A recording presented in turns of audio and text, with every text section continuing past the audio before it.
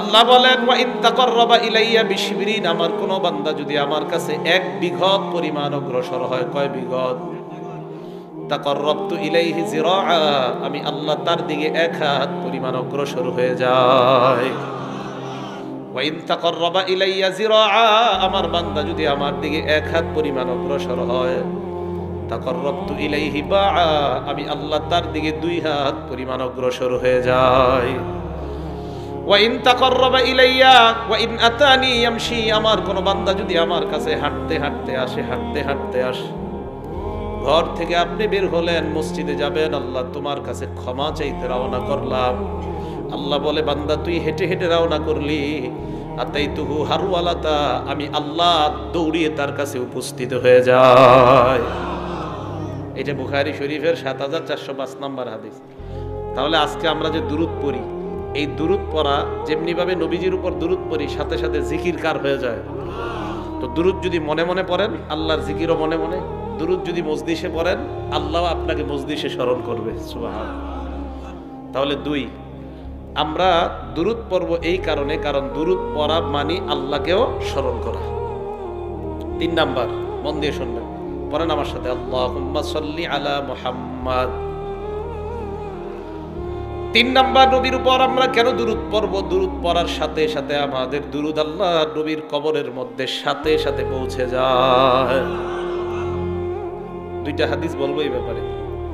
আবু দাউদ শরীফের বর্ণনা, 2041 নম্বর হাদিসের বর্ণনা।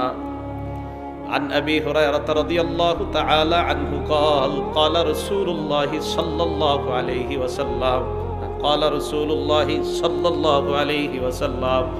যতবার রাসূলুল্লাহ বলবো আপনারা সাল্লাল্লাহু আলাইহি ওয়াসাল্লাম বলেন, قال رسول الله صلى الله।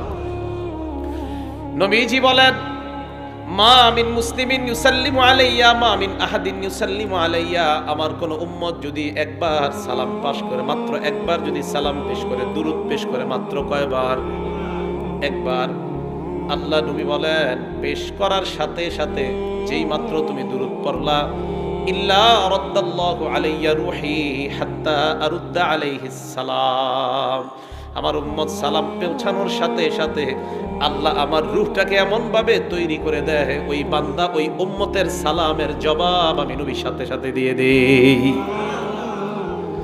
আবু দাউদ শরীফের পরের হাদিস 2042 নম্বর হাদিসের বর্ণনা। عن أبي هريرة رضي الله تعالى عنه قال قال رسول الله صلى الله عليه وسلم। আল্লাহ নবী বলেন, লা তাজআলু বুয়ুতাকুম কুবুরা, তোমরা তোমাদের ঘরগুলোকে কবরস্থান বানাও না। ঘর কি বানাও না মানে কবরের মধ্যে নামাজ পড়েন কেউ, ঘরের মধ্যে যদি নামাজ না পড়েন কেউ, যদি নামাজ না পড়ে ঘরটা কবরস্থান হয়ে যায়।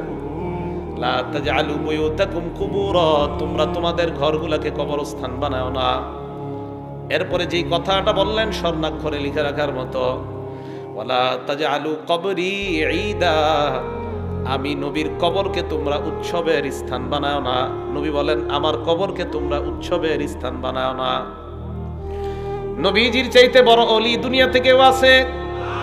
বড় পীর, বড় আল্লামা, বড় আলেম, বড় মুফতি। নবী বলেন, আমার কবরকে তোমরা উৎসবের স্থান বানাও না।